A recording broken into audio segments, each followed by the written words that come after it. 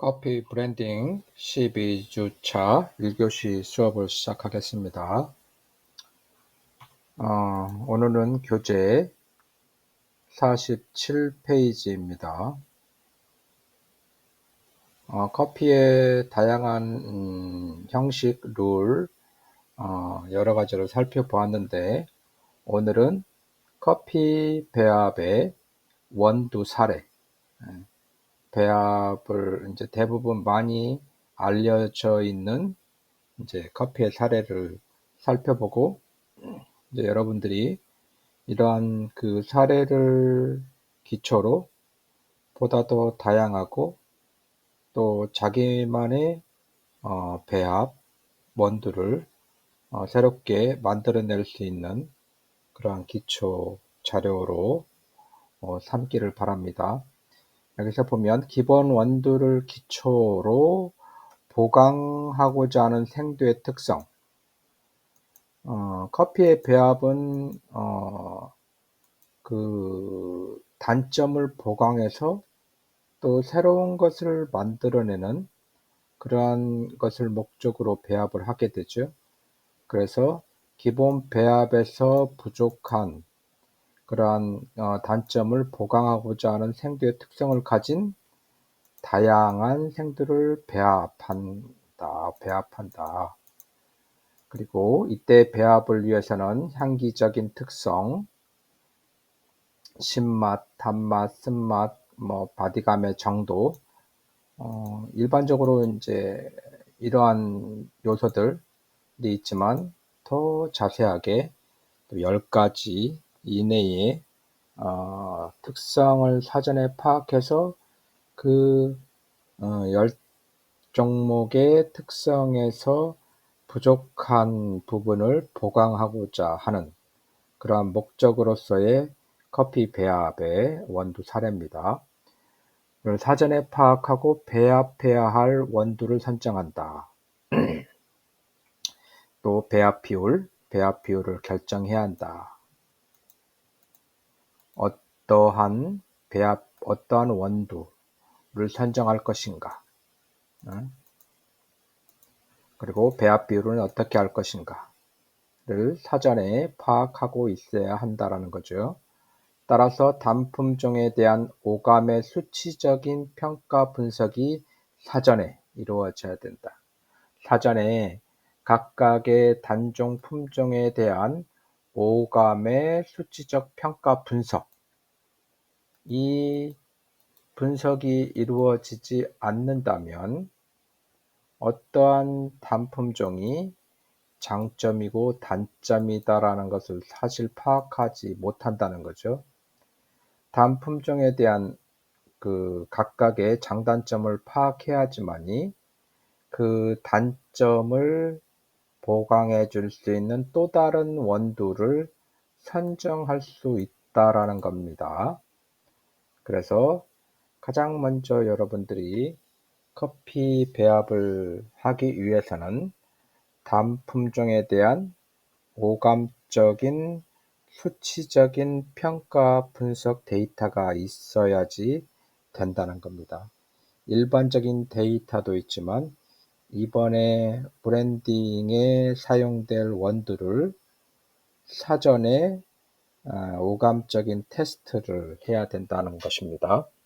그래서 어떠한 원두를 선정하고 몇 프로의 원두를 혼합할 것인지를 사전에 계획할 수 있어야 된다는 겁니다.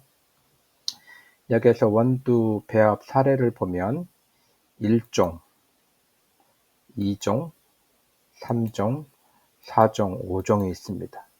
여기서 보면 1종 배합, 1종. 그러니까 이 배합에 여기에서의 단점 또는 특색을 추가하기 위한 2, 3, 4, 5종을 더한다는 거죠. 배합을 한다는 겁니다. 그러면 통상적으로 원두의 배합은 2종에서 많게는 5종까지 한다라고 이야기했습니다.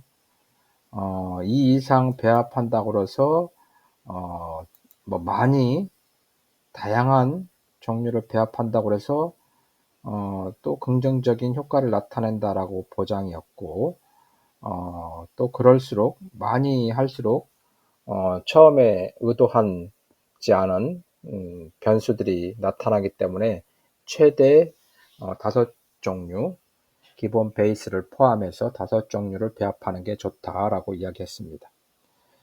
그리고 특히 일종 기본 베이스의 원두는 일반적으로 50%, 최소 50% 이상, 50% 이상을 배합을 해야 된다라고 했는데, 여기에서 보면 40%도 40%, 50% 미만도 있다라는 거. 그래서 50%가 절대적인 것은 아니지만 그래도 기본 베이스는 50% 이상은 돼야 된다. 대부분 50% 이상이 되죠. 그래서 이종 배합에서 권할 만한 것은 모카라는 원두를 60% 하고 콜롬비아를 40% 했을 때에 긍정적이고, 그 다음에 에티오피아 원두 60%와 콜롬비아 40%를 했을 때에 오감적인 측면에서의 긍정적이다. 이거에 대한 향미적인 평가, 기본적으로 모카를 단품종으로, 에티오피아를 단품종으로 해서 오감의 수치적인 평가 분석을 하면 점수가 나오겠죠. 그러면 여기에 또 60%, 40%의 콜롬비아와 모카를 브랜딩해서, 또한 에티오피아 60%와 콜롬비아 40%를 브랜딩해서 또 오감의 수치적인 평가 분석을 하면 이 단품종을 평가했던 수치적인 평가보다는 이 브랜딩해서 나타나는 오감의 수치적인 평가 점수가 높아야 된다는 겁니다. 낮으면 브랜딩할 이유가 없습니다. 단점을 보완했기 때문에 단품종에서 나타나는 수치적인 것보다 브랜딩한 수치적인 그 점수가 높게 나타나야 된다는 거죠. 낮게 나타난다 그러면 굳이 브랜딩할 이유가 없고, 브랜딩을 해서 나쁜 점수가 나오는 그러한 그 브랜딩은 할 이유가 없겠죠. 그 다음에 3종은 브라질 40%, 콜롬비아 30%, 모카 30%, 콜롬비아 50%, 에티오피아 30%, 케냐 20%, 브라질 50%, 과테말라 25%, 콜롬비아 25%, 그 다음에 브라질 50%, 콜롬비아 25%, 인도네시아 25%가 이제 배합이 된다는 거죠. 브랜딩에 있어서 가장 많이 기본 베이스로 사용하는 게 브라질이라고 이야기했습니다. 브라질은 가격도 저렴하면서도 생산량도 많고 아라비카의 성격이 가장 두드러지고 오감적인 그러한 측면에서의 이 다양성이 다른 거에 비해서도 많이 내포되어 있다 보니까 또 가격적인 면에서 저렴하고, 그래서 브라질을 기본 베이스로 많이 활용을 합니다. 그 다음에 4종은 뭐냐? 콜롬비아 40%, 과테말라 30%, 온두라스 20%, 인도네시아 10%, 그 다음에 모카 30%, 인도네시아 10%. 이렇게 4종 배합을 통해서 또 특색 있는 로스팅을 만들어 낸다는 거죠. 그러므로 인해서 이 오감적인 이 콜롬비아 하나만 가지고 오감을 측정했던 것보다 이렇게 세 가지의 원두를 배합을 했을 때, 그랬을 때에 그 맛이 우수해져야 된다는 거죠. 그래서 이 배합에 있어서의 가장 목적은 혼합을 해서 단품종보다 우수해야 된다라는 것은 기본적으로 여러분들이 알고 있어야 되겠습니다. 그렇지 않으면 브랜딩할 이유가 없겠죠. 그래서 이러한 점에 대해서 꼭 명심해야 할 것입니다. 그 다음에 5종류를 보겠습니다. 5종류. 이 모카 35%, 그 다음에 과테말라 20%, 그 다음에 콜롬비아 20%, 브라질 15%, 인도네시아 10%. 아무래도 5종을 배합하다 보니까 베이스의 양이 현격하게 줄어들었죠. 그 다음에 나머지가 분배가 됐습니다. 그러면 다른 사례가 있는지, 다른 더 좋은 사례가 있는지를 한번 검색해 보겠습니다. 검색을 해서 정말 이것은 일반적으로 알려져 있는 그러한 그 브랜딩인데, 뭐 또 다른 대중화된 그런 그 브랜딩이 있는지 한번 검색을 통해서 한번 추가해 보겠습니다.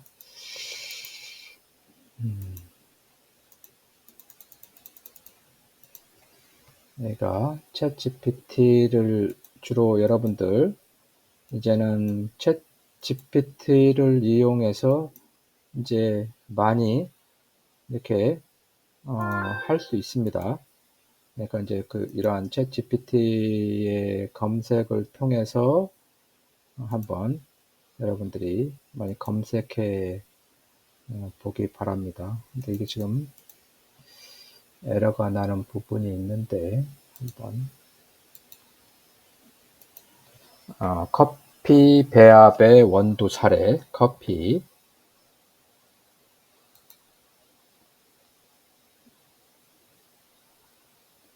여러분의 그 화면에는 지금 검색하는 것이 나타나지 않을 것입니다. 커피 배합의 원두 비율 사례에 대해서 검색을 해보면 챗GPT가 지금 에러가 나서 사례에 대해서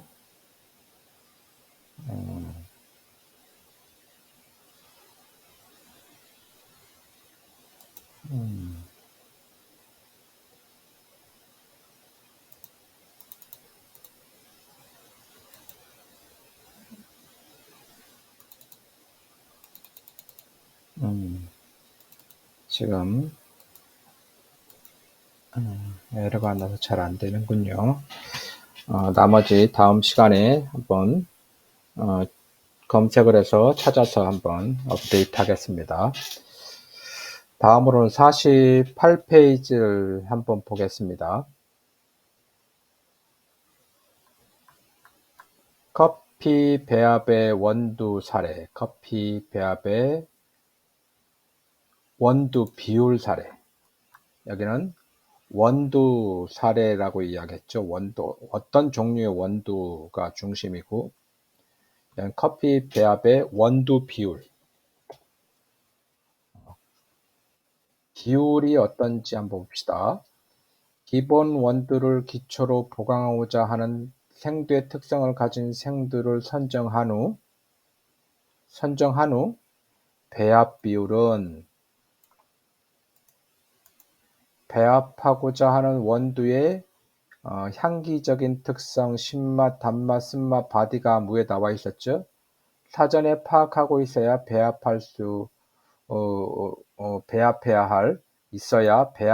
할 비율이 결정한다. 배합해야 할 비율이 결정된다. 정도를 사전에 파악하고 있어야 배합해야 할 비율을 결정할 수 있다. 그러니까 어떠한 종류, 어떠한 원두를 브랜딩 해야 되겠다. 그거에 대한 비율은 몇 프로로 해야겠다. 라는 것을 결정할 수 있다라고 이야기했죠. 역시 원두의 비율을 결정하려면 단품종에 대한 오감의 수치적인 평가 분석이 사전에 이루어져야 된다. 이것은 항상 단품종에 대한 오감적인 평가 분석이 사전에 이루어져야, 이것은 아주 기본적이라는 것을 이야기했습니다. 그러면 원두 배합 비율 사례를 보면 기본 베이스가 여기서 보면 60에서 20, 40, 80에서 20, 40, 40, 20, 40, 30, 30, 50, 30, 20, 30, 30, 20, 20, 40, 30, 20, 10, 35, 20, 20, 15, 10. 이제 이런 통상 비율에 의해서 이렇게 퍼센테이지가 적용된다라고 나와 있지만, 이것은 이제 일반적으로 이렇다라고 하지만, 그렇다고 해서 이것이 절대적인 수치는 아닙니다. 왜냐하면 단품종의 특성이 다 다르고, 단품종의 상태가 다르고, 또 목표로 하는 오감적인 그런 맛과 향미의 목표가 다르기 때문에 원두의 배합 비율의 사례는 참고로 할 뿐이지 절대적인 수치가 아니라는 것입니다. 왜냐하면 선호하는 맛이 다르죠. 선호하는 맛. 어떤 사람은 신맛, 단맛, 쓴맛, 이러한 선호하는 맛이 다르기 때문에 선호하는 생두도 다를 것이고, 또한 배합 비율도 다를 것입니다. 그래서 오히려 보면은 선호하는 맛에 따른 배합 원두의 선택이 오히려 더 여러분들이 참고해야 할 부분이 아닌가 사료됩니다. 여기서 보면 선호하는 맛을 보강하기 위해서 커피 배합을 실시하는 경우 다음과 같은 원두를 선택해서 배합을 실시하면 배합의 효과를 연출할 수 있다. 선호한 맛을 보강하기 위해서라면 이러한 아래와 같은 단품종의 특성이 있는 것을 선정을 해서 브랜딩하는 것이 좋다라는 거죠. 그래서 어떤 사람은 신맛을 좋아할 사람, 어떤 사람은 단맛, 어떤 사람은 쓴맛, 어떤 사람은 좀 이제 마일드하고 중성, 뭐 하나 이렇게 딱 튀지 않고 골고루 그러한 느낌의 맛. 그 다음에 어떤 사람은 아주 바디감, 입안이 쫙 이렇게 쪼여드는 강렬한 바디감이 느끼는 그러한 오감을 즐기는 사람, 이렇게 다양하게 있다라고 한다면 신맛, 구연산 성분이 풍부한 생두, 구연산 성분, 그리고 그거는 모카, 콜롬비아, 캘리만자로, 케냐, 하와이, 코난, 다 보면 어때요? 다 산악지대, 높은 지대에서 생산되는 그러한 지역의 원두라는 것을 알 수 있죠. 왜 신맛은 낮과 밤의 온도차가 많아서 선선할 때 산을 만들어내는 그러한 그 산악지대에서 재배되는 그런 원두가 그런 맛을 내겠죠. 그래서 딱 보면 모카, 콜롬비아, 킬리만자로, 케냐, 하와이의 높은 산악지대에서 재배되는, 또한 에티오피아, 과테말라, 멕시코, 코스타리카, 엘살바도르, 이름만 대도 괜찮은 산악지에서 재배되는 그러한 원두라는 것을 알 수 있습니다. 그 다음에 단맛, 견과류, 캐러멜, 초콜릿, 특성이 풍부한 생도, 콜롬비아. 여기 어떻게 보면 이 신맛과 이렇게 중첩이 되죠. 콜롬비아, 모카, 과테말라, 멕시코. 여기에서 특이한 건 블루 마운틴 원두가 좀 단맛이 있는 거고, 신맛이 있는, 여기 특이한 건 하와이 코나 커피가 좀 신맛이 있는. 그 다음에 쓴맛은 인도네시아 만달링. 로부스타는 저지대에서 800 이하의 저지대에서 재배되고, 특색은 로부스타가 쓴맛이 강하다는 건데, 쓴맛이 강한. 그래서 이제 우유와 첨가해서 인스턴트 커피로 많이 활용을 하는데 사용되는 로부스타. 그 다음에 중성, 브라질이 가장 원만하죠.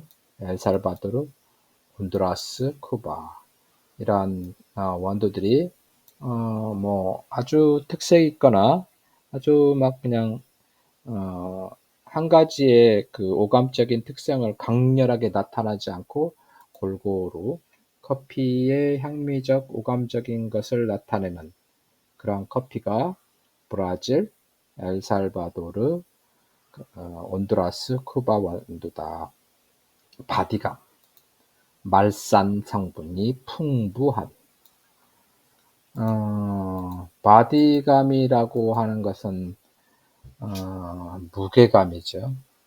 우리가 이제 떡떠름한 감을 이렇게 먹게 되면 아주 입안에 막 그냥 꽉 조이는 강렬한 바디감, 그러한 느낌의 원두.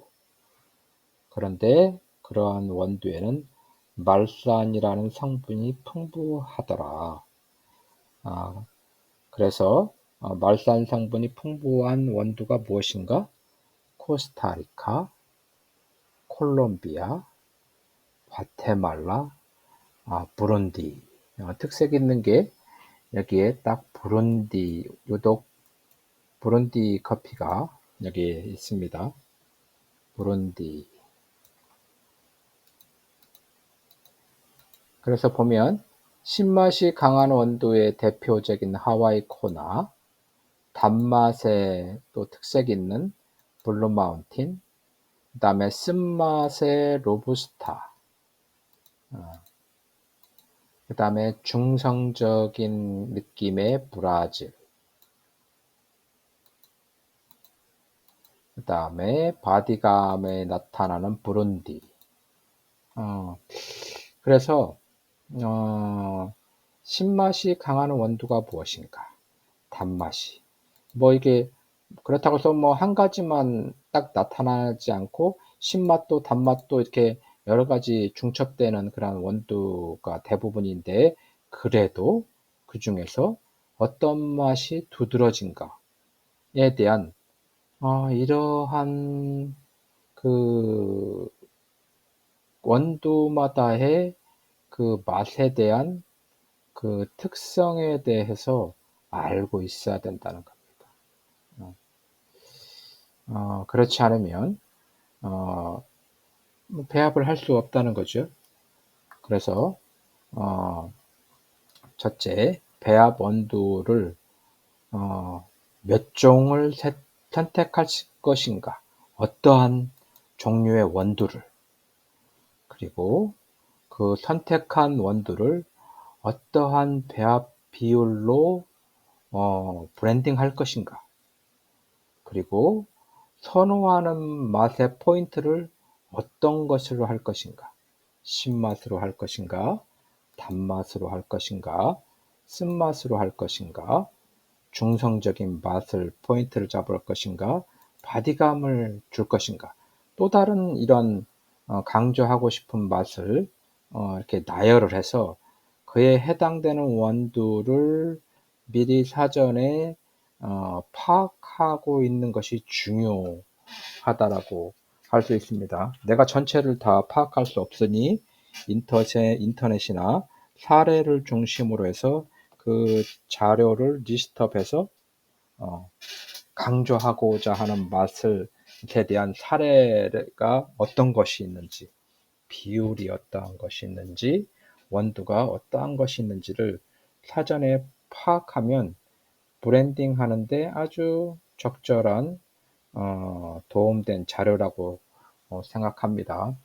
그래서 여기에 나와 있는 것은 아주 그냥 원론적이고 기본적인 건데 이거에 더 다양한 강조하고자 하는 맛을 찾아서 리스트업하는 것이 중요하다라고 판단됩니다. 커피 브랜딩 12주차 1교시 수업을 마치겠습니다.